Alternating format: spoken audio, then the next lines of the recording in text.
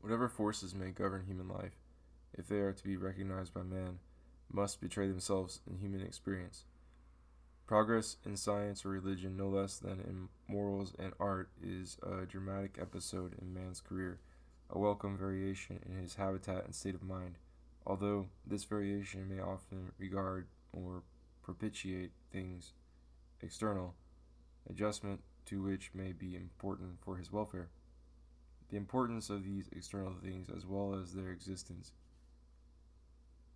he can establish only by the function and utility which a recognition of them may have in his life.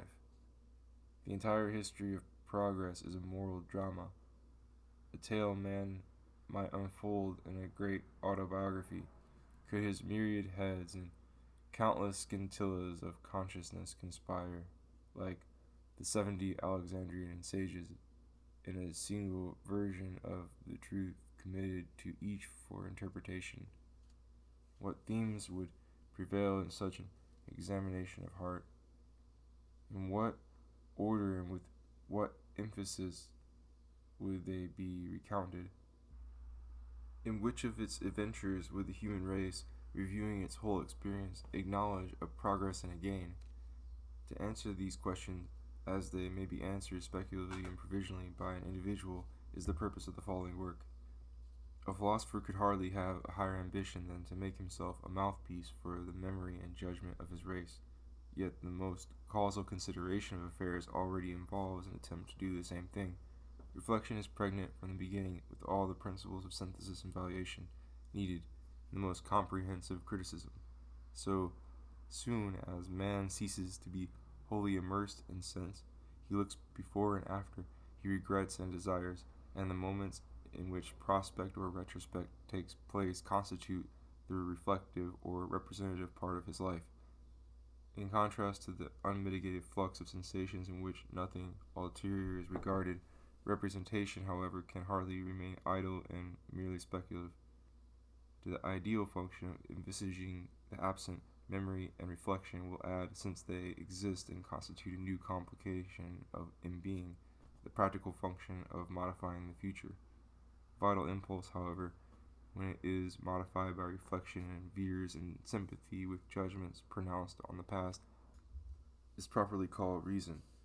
Man's rational life consists in those moments in which reflection not only occurs but proves efficacious.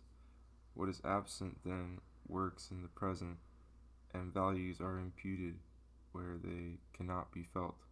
Such representation is so far from being merely speculative that its presence alone can raise bodily change to the dignity of action. Reflection gathers experiences together and perceives their relative worth, which is as much as to say that it expresses a new attitude of will in the presence of a world better understood and turned to some purpose. The limits of reflection mark those of concerted and rational action.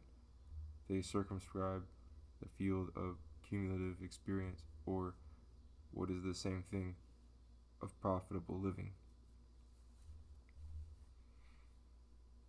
Thus, if we use the word life in a eulogistic sense to designate the happy maintenance against the world of some definite ideal interest, we may say with Aristotle that life is reason in operation.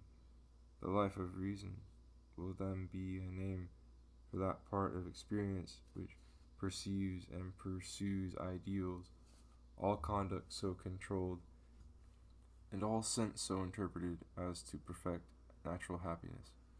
Without reason, as without memory, there might still be pleasures and pains in existence.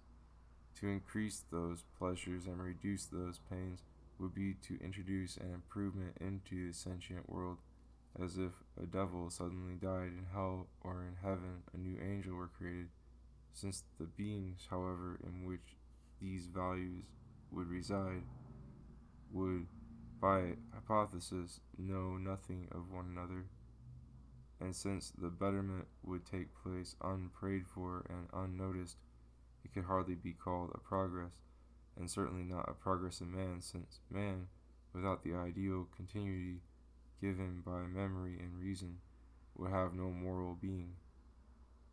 In human progress, therefore, reason is not a causal instrument, having its sole value in its service to sense. Such a betterment in sentience would not be progress unless it were a progress in reason, and the increasing pleasure revealed some object that could please.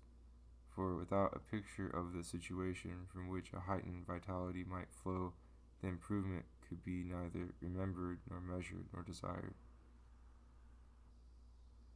The life of reason is accordingly neither a mere means nor a mere incident in human progress. It is the total and embodied progress itself, in which the pleasures of sense are included in so far as they can be intelligently enjoyed and pursued.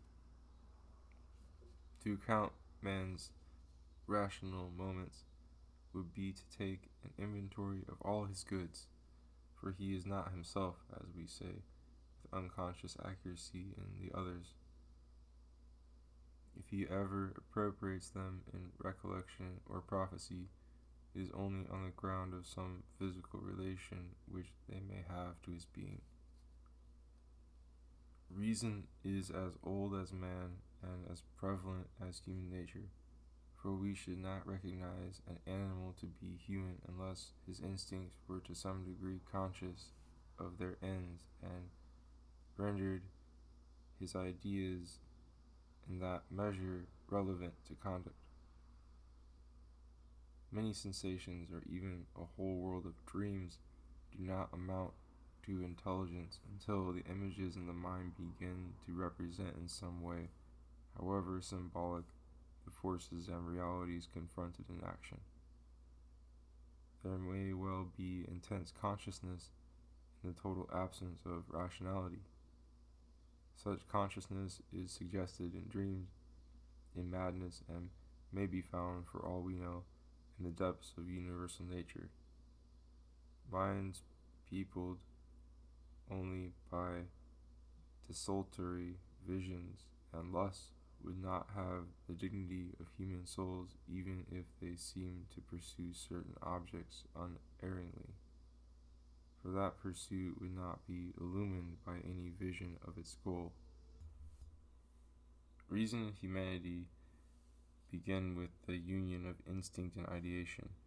When instinct becomes enlightened, establishes value in its objects, and is turned from a process into an art, while at the same time consciousness becomes practical and cognitive, beginning to contain some symbol or record of the coordinate realities among which it arises. Reason accordingly requires the fusion of two types of life, commonly led in the world in well-nigh total separation. One, a life of impulse expressed in affairs and social passions; the other, a life of reflection expressed in religion, science, and the imitative arts. In the life of reason, if it were brought to perfection, intelligence would be at once the universal method of practice and its continual reward. All reflection would then be applicable in action, and all action fruitful in happiness. Though this be an ideal, yet everyone gives it from time to time a partial embodiment when he practices useful arts, when his passions happily lead him to enlightenment, or when his fancy breeds visions pertinent to his ultimate good. Everyone leads the life of reason so far as he finds a steady light behind the world's glitter and a clear residuum of joy beneath pleasure or success. No experience not to be repented of falls without its fear.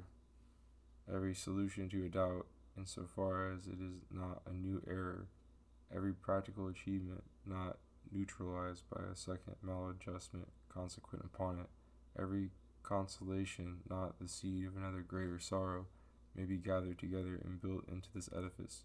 The life of reason is the happy marriage of two elements, impulse and ideation, which, if wholly divorced, would reduce man to a brute or to a maniac. The rational animal is generated by the union of these two monsters.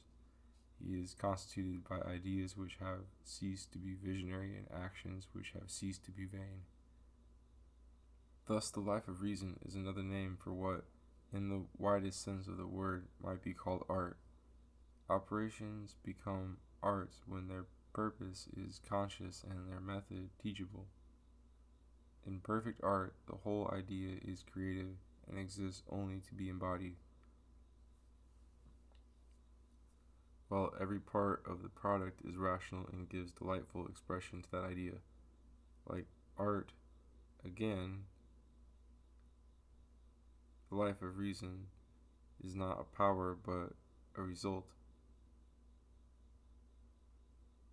The spontaneous expression of liberal genius in a favoring environment. Both art and reason have natural sources and meet with natural checks. But when a process is turned successfully into an art so that its issues have value and the ideas that accompany it become practical and cognitive, reflection, finding little that it cannot in some way justify and understand, begins to boast that it directs and has created the world in which it finds itself so much at home. Thus, if art could extend its sphere to include every activity in nature, reason, being everywhere exemplified, might easily think itself omnipotent.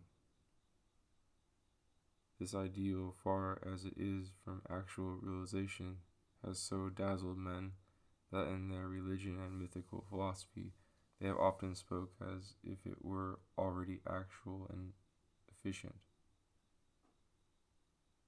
This anticipation amounts, when taken seriously, to a confusion of purposes with facts and of functions with causes, a confusion which, in the interest of wisdom and progress, it is important to avoid. But these speculative fables, when we take them for what they are, poetic expressions of the ideal, help us to see how deeply rooted this ideal is in man's mind, and afford us a standard by which to measure his approaches to the rational perfection of which he dreams. For the life of reason, being the sphere of all human art, is man's imitation of divinity. To study such an ideal, dimly expressed though it be in human existence, is no prophetic or visionary undertaking. Every genuine ideal has a natural basis. Anyone may understand and safely interpret it who is attentive to the life from which it springs. To decipher the life of reason, nothing is needed but an analytic spirit and a judicious love of man, a love quick to distinguish success from failure in his great and confused experiment of living. The historian of reason should not be a romantic poet, vibrating impotently to every impulse he finds afoot, without a criterion of excellence or a vision of perfection. Ideals are free, but they are neither more numerous nor more variable than the living natures that generate them. Ideals are legitimate, and each initially envisages the genuine and innocent good, but they are not realizable altogether, nor even singly when they have no deep roots in the world. Neither is the philosopher compelled by his somewhat judicial office to be a satirist or a censor, without sympathy for those tentative and ingenious passions out of which, after all, his own standards must arise.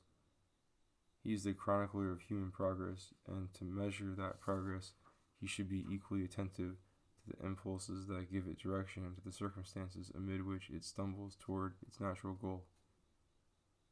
There is unfortunately no school of modern philosophy to which a critique of human progress can well be attached. Almost every school, indeed, can furnish something useful to the critic, sometimes a physical theory, sometimes a piece of logical analysis, We shall need to borrow from current science and speculation the picture they draw of man's conditions and environment, his history and mental habits. These may furnish a theater and properties for a drama, but they offer no hint of its plot and meaning. A great imaginative apathy has fallen on the mind. One half the learned world is amused in tinkering absolute armor, as Don Quixote did his helmet, deputing it after a series of catastrophes to be at last sound and invulnerable.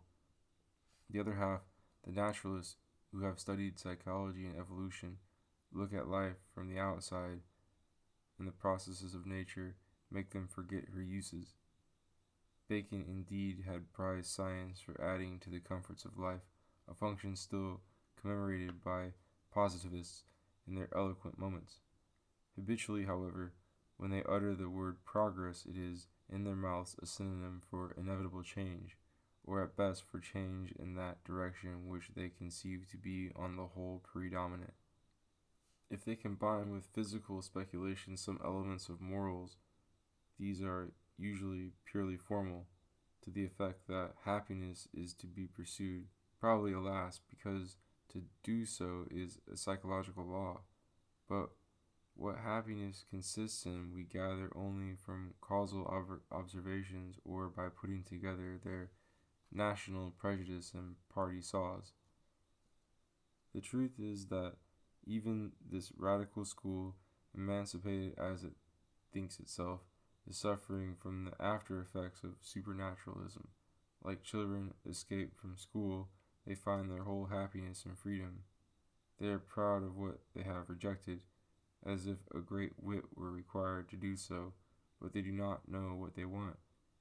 If you astonish them by demanding what is their positive ideal, further than that there should be a great many people and that they should all be alike, they will say at first that what ought to be is obvious, and later they will submit the matter to majority vote. They have discarded the machinery in which their ancestors embodied the ideal.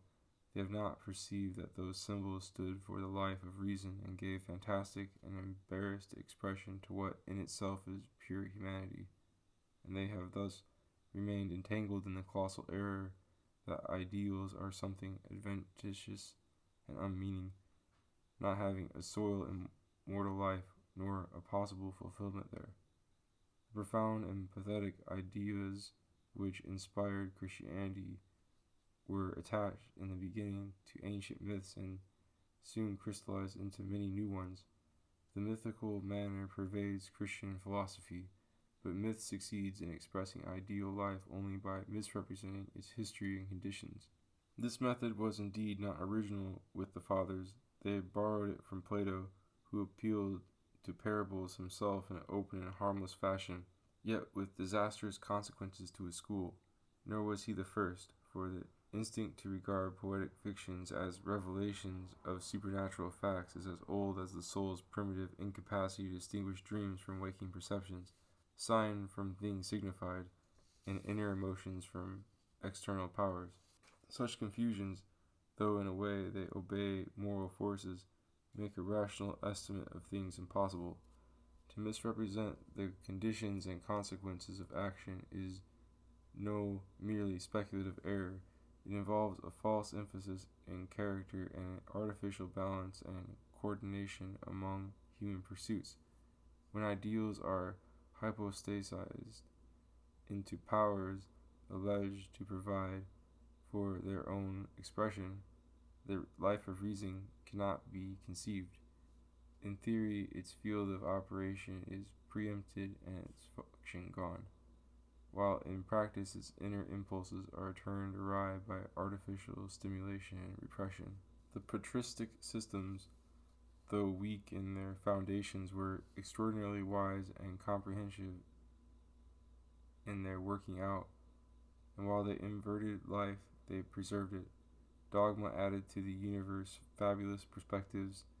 It interpolated also innumerable incidents and powers which gave a new dimension to experience. Yet the old world remained standing in its strange setting, like the Pantheon in modern Rome, and what is more important, the natural springs of human action were still acknowledged. And if a supernatural discipline was imposed, it was only because experience and faith had disclosed a situation in which the pursuit of earthly happiness seemed hopeless. Nature was not destroyed by its novel appendages, nor did reason die in the cloister.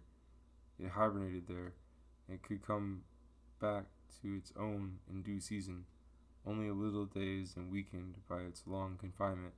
Such, at least, is the situation in Catholic regions, where the patristic philosophy has not appreciably varied. Among Protestants, Christian dogma has taken a new and ambiguous direction, which has at once minimized its disturbing effect in practice and isolated its primary illusion. The symptoms have been cured and the disease driven in.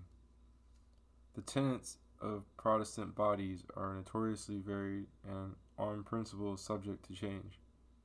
There is hardly a combination of tradition and spontaneity which has not been tried in some quarter. If we think, however, of broad tendencies and ultimate issues, it appears that in Protestantism myth, without disappearing, has changed its relation to reality. Instead of being an extension to the natural world, myth has become its substratum. Religion no longer reveals divine personalities, future rewards, and tender Elysian consolations, nor does it seriously propose a heaven to be reached by a ladder, nor a purgatory to be shortened by prescribed devotions. It merely gives the real world an ideal status and teaches men to accept a natural life on supernatural grounds. The consequence is that the most pious can give an unvarnished description of things. Even immortality and the idea of God are submitted in liberal circles to scientific treatment. On the other hand, it would be hard to conceive a more inveterate obsession than that which keeps the attitude of these same minds inappropriate to the objects they envisage. They have accepted natural conditions, they will not accept natural ideals. The life of reason has no existence for them because, although its field is clear, they will not tolerate any human or finite standard of value, and will not suffer extant interests, which can alone guide them in action or judgment, to define the worth of life.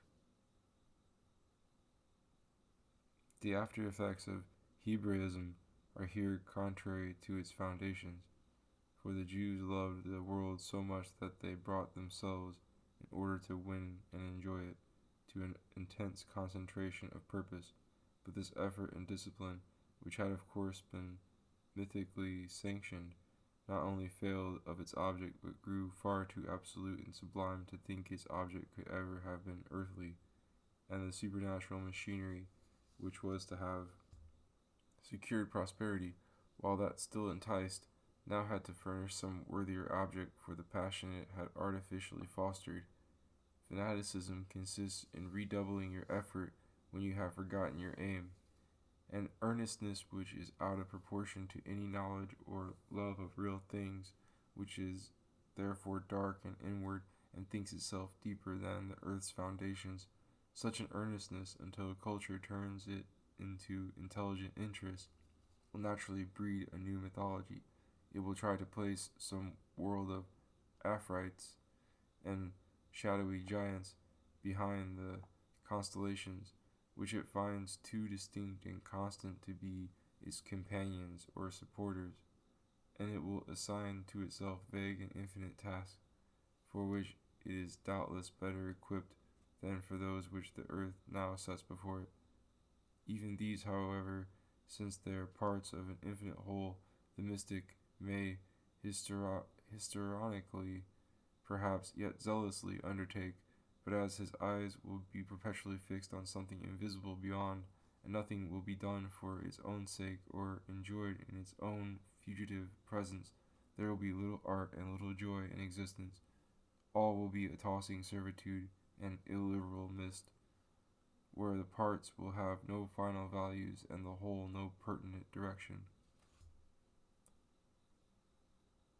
In Greek philosophy, the situation is far more auspicious. The ancients led a rational life and envisaged the various spheres of speculation as men might whose central interests were rational. In physics, they leaped at once to the conception of a dynamic unity and general evolution, thus giving that background to human life which shrewd observation would always have descried, and which modern science has laboriously rediscovered. Two great systems offered in two legitimate directions, what are doubtless the final and radical accounts of physical being. Heraclitus, describing the immediate, found it to be in constant and pervasive change. No substances, no forms, no identities could be arrested there. But as in the human soul, so in nature, all was instability, contradiction, reconstruction, and oblivion. This remains the empirical fact, and we need but to rescind the artificial division which Descartes has taught us to make between nature and life, to feel again the absolute aptness of Heraclitus' expression. These were thought obscure only because they were so disconcertingly penetrating and direct. The immediate is what nobody sees because convention and reflection turn existence as soon as they can into ideas. A man who discloses the immediate seems profound, yet his depth is nothing but innocence recovered and a sort of intellectual abstention. Mysticism, skepticism, and transcendentalism have all, in their various ways, tried to fall back on the immediate, but none of them has been ingenious enough. Each has added some myth or sophistry or delusive artifice to its direct observation.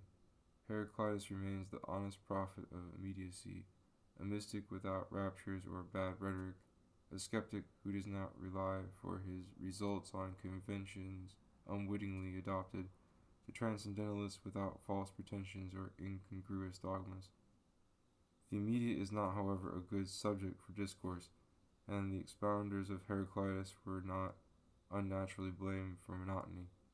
All they could do was to iterate their master's maxim, and declare everything to be in flux, in suggesting laws of recurrence and a reason in which what is common to many might be expressed. Heraclitus had opened the door into another region. Had he passed through, his philosophy would have been greatly modified, for permanent forms would have forced themselves on his attention no less than shifting materials.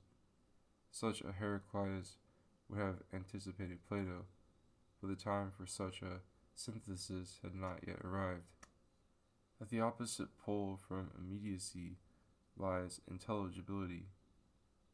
To reduce phenomena to constant elements, as similar and simple as possible, and to conceive their union and separation to obey constant laws, is what a natural philosopher will inevitably do so soon as his interest is not merely to utter experience but to understand it. Democritus brought this scientific ideal to its ultimate expression by including psychic existence in his atomic system. He indicated a problem which natural science has since practically abandoned, but which it may some day be compelled to take up. The atoms of Democritus seem to us gross even for chemistry, and their quality would have to undergo great transformation if they were to support intelligibly psychic being as well. But that very grossness and false simplicity had its merits, and science must be forever grateful to the man who at its inception could so clearly formulate its mechanical ideal.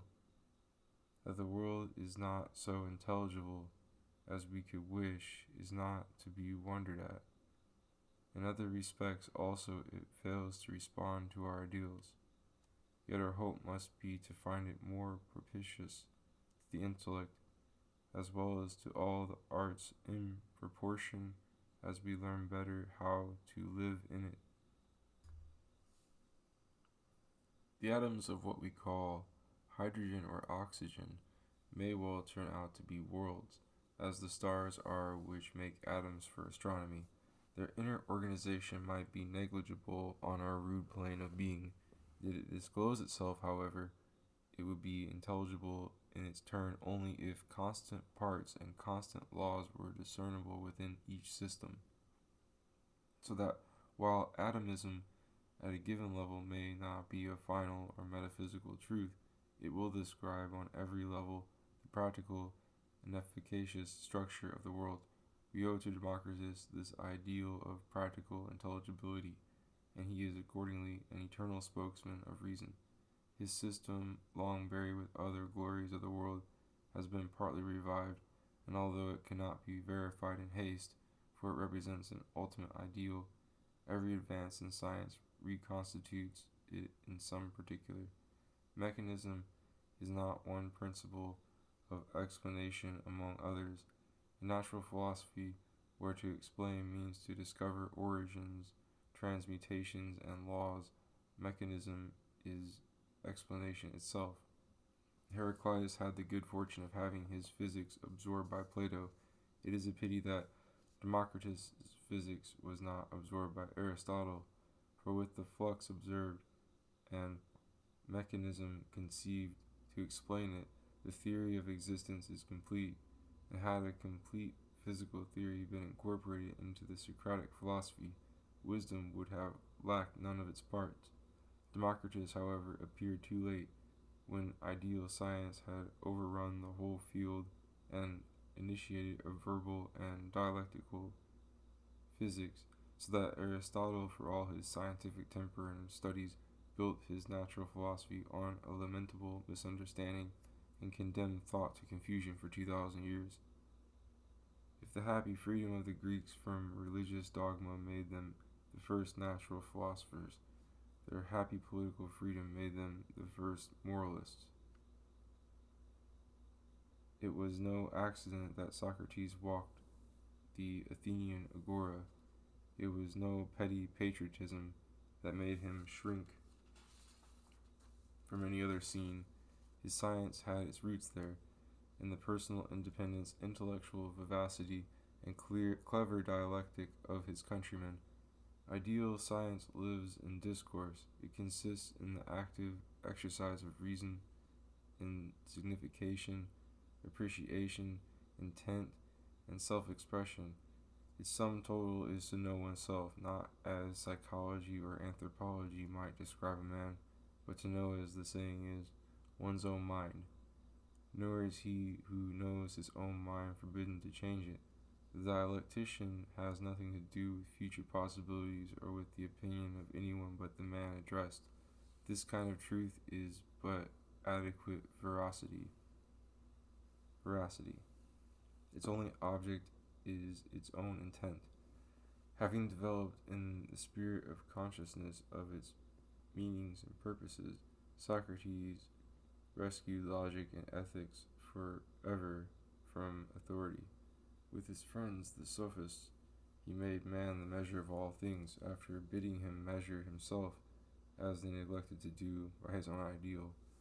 That brave humanity which had first raised its head in Hellas, and had endowed so many things in heaven and earth, where everything was hitherto monstrous, with proportion and use, so that man's works might justify themselves to his mind, now found in Socrates its precise definition, and it was naturally where the life of reason had been long cultivated that it came finally to be conceived. Socrates had, however, a plebeian strain in his humanity, and his utilitarianism, at least in its expression, hardly did justice to what gives utility to life. His condemnation for atheism, if we choose to take it symbolically, was not altogether unjust. The gods of Greece were not honored explicitly enough in his philosophy. Human good appeared there in its principle. You not set a pilot to mend shoes because you knew your own purpose, but what purposes a civilized soul might harbor, and in what highest shapes the good might appear, was a problem that seems not to have attracted his genius. It was reserved to Plato to bring the Socratic ethics to its sublimest expression and to elicit from the depths of the Greek conscience those ancestral ideals which had inspired its legislators and been embodied in its sacred civic traditions. The owl of Minerva flew, as Hegel says, in the dusk of evening, and it was horror at the abandonment of all creative virtues that brought Plato to conceive them so sharply and to preach them in so sad a tone. It was after all but the love of beauty that made him censor the poets, for like a true Greek and a true lover he wished to see beauty flourish in the real world. It was love of freedom that made him harsh to his ideal citizens, that they might be strong enough to preserve the liberal life. And when he broke away from political preoccupations and turned to the inner life, his interpretations proved the absolute sufficiency of the Socratic method, and he left nothing pertinent unsaid on ideal love and ideal immortality. Beyond this point, no rendering of the life of reason has ever been carried. Aristotle improved the detail and gave breadth and precision to many a part. If Plato possessed greater imaginative splendor and more enthusiasm and austerity, Aristotle had perfect sobriety and adequacy, with greater fidelity to the common sentiments of his race. Plato, by virtue of his scope and plasticity, together with a certain prophetic zeal, outran at times the limits of the Hellenic and the rational. He saw human virtue so surrounded and oppressed by physical dangers that he wished to give it mythical sanctions, and his fondness for transmigration and other punishments was somewhat more than playful. If, as a work of imagination, his philosophy holds the first place, Aristotle has the decisive advantage of being the unalloyed expression of reason. In Aristotle, the conception of human nature is perfectly sound. Everything ideal has a natural basis, and everything natural an ideal development.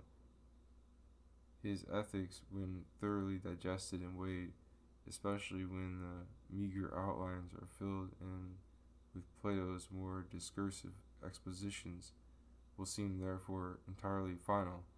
The life of reason finds there its classic explication.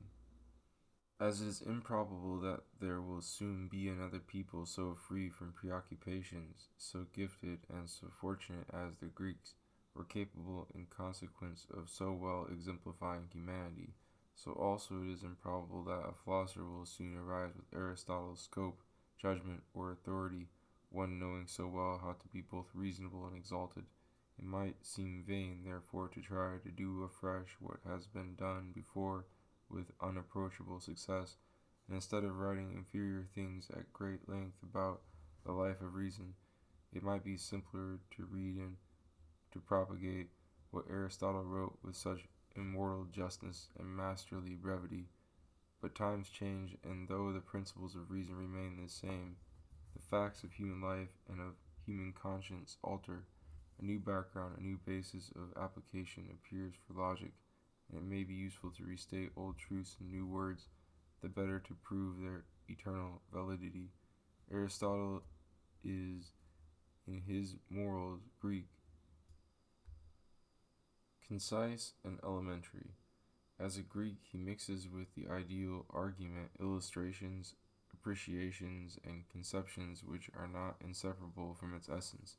In themselves, no doubt, these accessories are better than what in modern times would be substituted for them, being less sophisticated and of a nobler stamp. But to our eyes they disguise what is profound and universal in natural morality by embodying it in images which do not belong to our life. Our dire struggles and the last sanctions of our morality do not appear in them. The pagan world, because its maturity was simpler than our crudeness, seems childish to us. We do not find there our sins and holiness, our love, charity, and honor. The Greek too would not find in our world the things he valued most, things to which he surrendered himself, perhaps with a more constant self-sacrifice, piety, country, friendship, and beauty.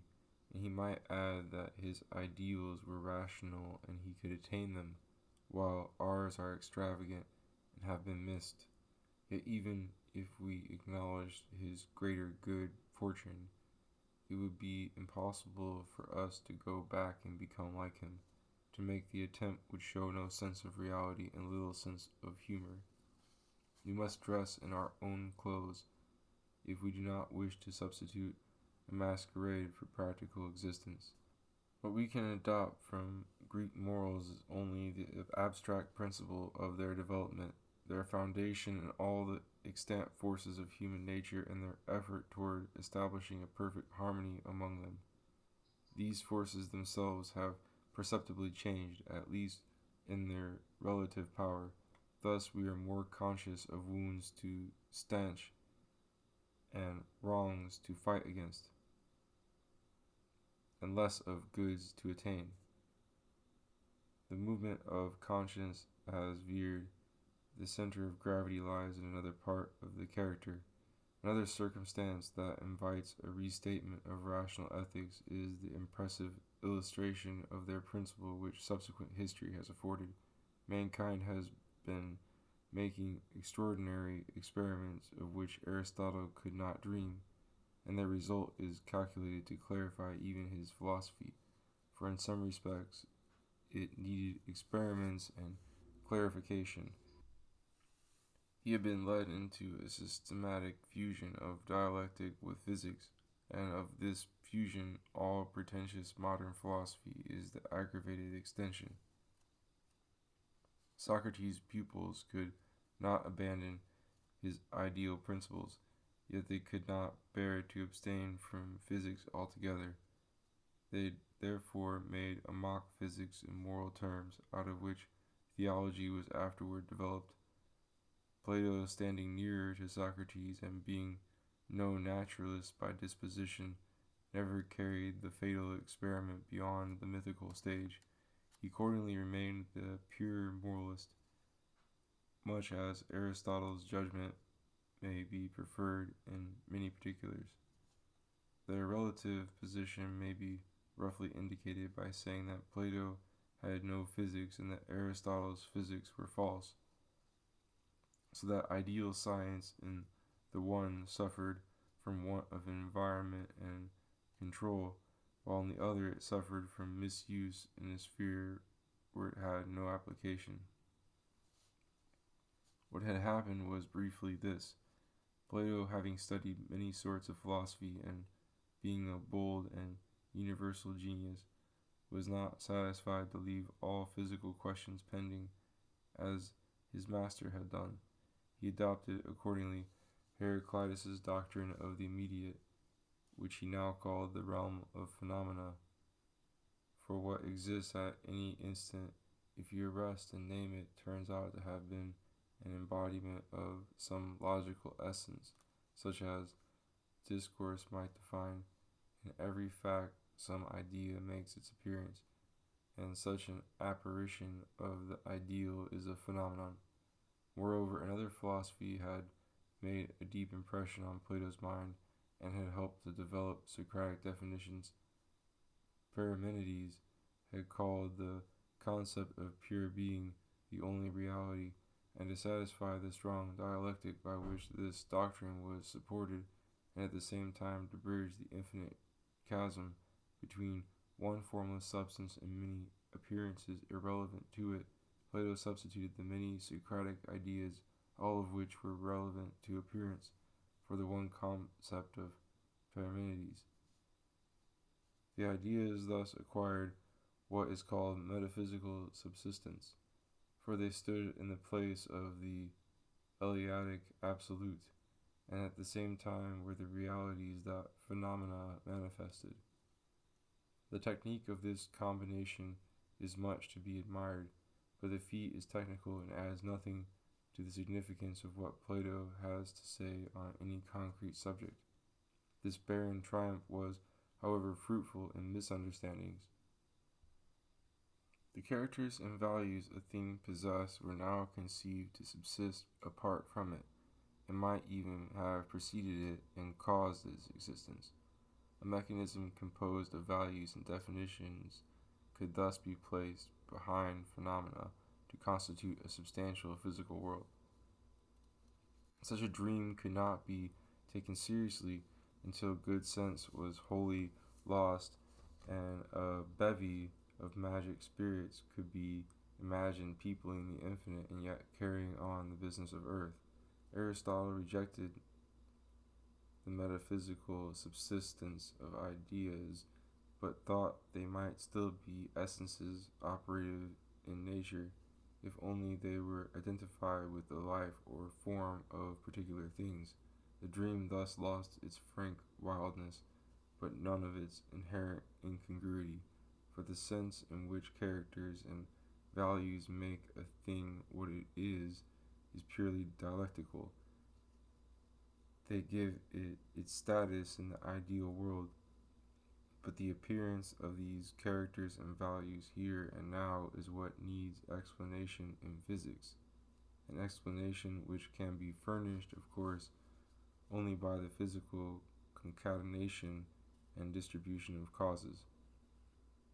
Aristotle himself did not fail to Aristotle's make this necessary distinction between efficient cause and formal essence. But as there might be some misprints, a few misprints. But as his science was only natural history and mechanism had no plausibility in his eyes, the efficiency of the cause was always due, in his view, to its ideal quality, as in heredity the father's human character, not his physical structure, might seem to warrant the son's humanity. Every ideal, before it could be embodied, had to pre-exist in some other embodiment, but as when the ultimate purpose of the cosmos is considered, it seems to lie beyond any given embodiment. The highest ideal must somehow exist disembodied.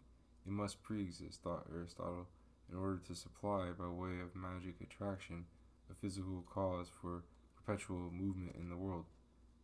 It must be confessed, in justice to this consummate philosopher, who is not less masterly in the use of knowledge than unhappy in divination, that the transformation of the highest good into a physical power is merely incidental with him, and due to a want of faith, at that time excusable in mechanism and evolution. Aristotle's deity is always a moral ideal, and every detail in its definition is based on discrimination between the better and the worse. No accommodation to the ways of nature is here allowed to cloud the kingdom of heaven. This deity is not condemned to do whatever happens, nor to absorb whatever exists. It is mythical only in its physical application. In moral philosophy, it remains a legitimate conception. Truth certainly exists, if existence be not too mean an attribute for that eternal realm which is tenanted by ideals, but truth is repugnant to physical or psychical being. Moreover, truth may very well be identified with an impassible intellect, which should do nothing but possess all truth, with no point of view, no animal warmth, and no transitive process. Such an intellect and truth are expressions having a different metaphorical background and connotation, but when thought out, an identical import. They both attempt to evoke that ideal standard which human thought proposes to itself. This function is their effective essence. It ensures their eternal fixity, and this property surely endows them with a very genuine and sublime reality. What is fantastic is only the dynamic function attributed to them by Aristotle, which obliges them to inhabit some fabulous extension to the physical world. Even this physical efficacy, however, is spiritualized as much as possible, since deity is said to move the cosmos only as an object of love or an object of knowledge may move the mind. Such efficacy is imputed to a hypostasis end, but evidently resides in fact in the functioning and impulsive spirit that conceives and pursues an ideal, endowing it with whatever attraction it may seem to have.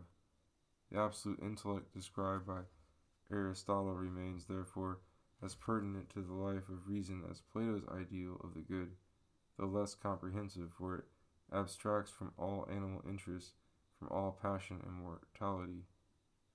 It is more adequate and distinct in the region it dominates. It expresses sublimely the goal of speculative thinking, which is none other than to live as much as may be in the eternal and to absorb and be absorbed in the truth. The rest of ancient philosophy belongs to the decadence and rests in physics on eclecticism and in morals on despair. That creative breath which had stirred the founders and legislators of Greece no longer inspired their descendants. Helpless to control the course of events, they took refuge in abstention or in conformity, and their ethics became a matter of private economy and sentiment, no longer aspiring to mold the state or give any positive aim to existence. The time was approaching when both speculation and morals were to regard the other world. Reason had abdicated the throne, and religion, after that brief interregnum, resumed it for long ages. Such are the threads which tradition puts into the hands of an observer who at the present time might attempt to knit the life of reason ideally together. The problem is to unite a trustworthy conception of the conditions under which man lives with an adequate conception of its interests.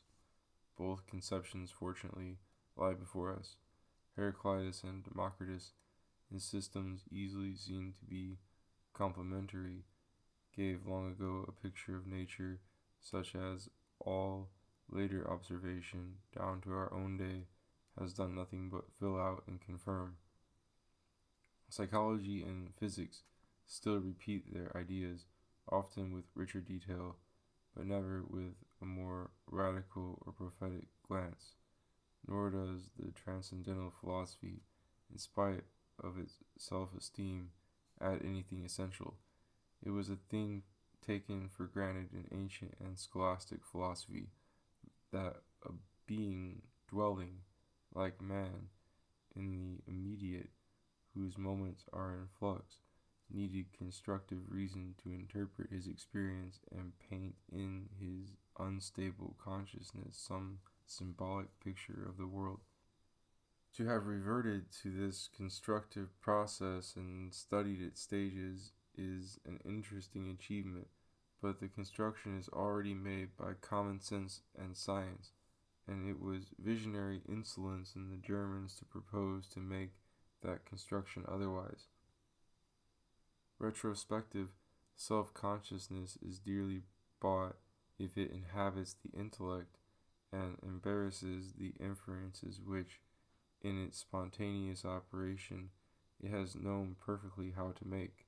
In the heat of scientific theorizing or dialectical argument, it is sometimes salutary to be reminded that we are men thinking, but after all, it is no news. We know that life is a dream, and how should thinking be more? Yet the thinking must go on, and the only vital question is to what practical or poetical conceptions it is able to lead us. Similarly, the Socratic philosophy affords a noble and genuine account of what goods may be realized by living. Modern theory has not done so much to help us here. However, as it has in physics, it seldom occurs to modern moralists that theirs is the science of all good and the art of its attainment. They think only of some set of categorical precepts or some theory of moral sentiments abstracting altogether from the ideals reigning in society, in science, and in art. They deal with the secondary question, what ought I to do? Without having answered the primary question, what ought to be? They attach morals to religion rather than to politics, and this religion unhappily long ago ceased to be wisdom expressed in fancy in order to become superstition overlaid with reasoning.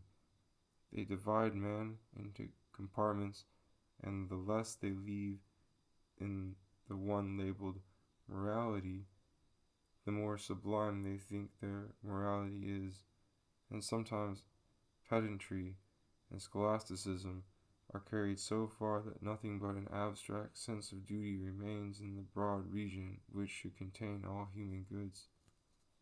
Such trivial sanctimony in morals is doubtless due to artificial views about the conditions of welfare. The basis is laid in authority rather than in human nature, and the goal in salvation rather than in happiness. One great modern philosopher, however, was free from these preconceptions and might have been reconstituted the life of reason had he had a sufficient interest in culture.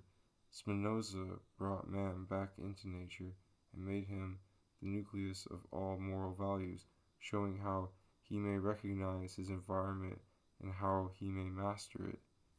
But Spinoza's sympathy with mankind fell short of imagination. Any noble political or poetical ideal eluded him. Everything impassioned seemed to him insane, everything human necessarily petty. Man was to be a pious, tame animal with the stars shining above his head. Instead of imagination, Spinoza cultivated mysticism, which is indeed an alternative. A prophet in speculation, he remained a Levite in sentiment.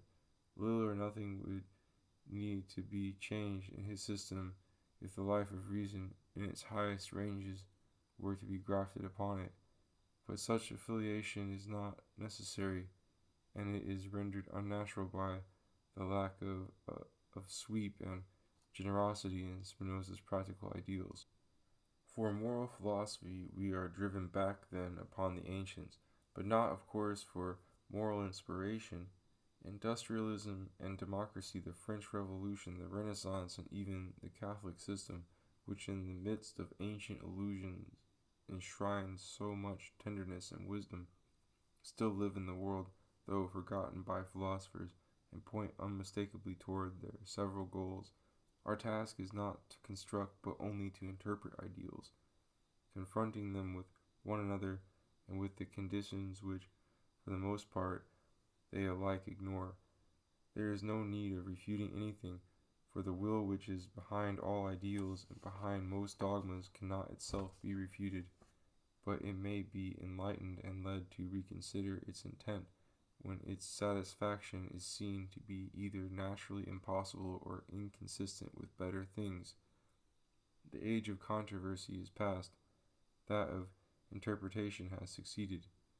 Here, then, is the program of the following work, starting with the immediate flux, in which all objects and impulses are given, to describe the life of reason, that is, to note what facts and purposes seem to be primary, to show how the conception of nature and life gathers around them, and to point to the ideals of thought and action which are approached by this gradual mastering of experience by reason, a great task which it would be beyond the powers of a writer in this age either to execute or to conceive, had not the Greeks drawn for us the outlines of an ideal culture at a time when life was simpler than at present, and individual intelligence more resolute and free.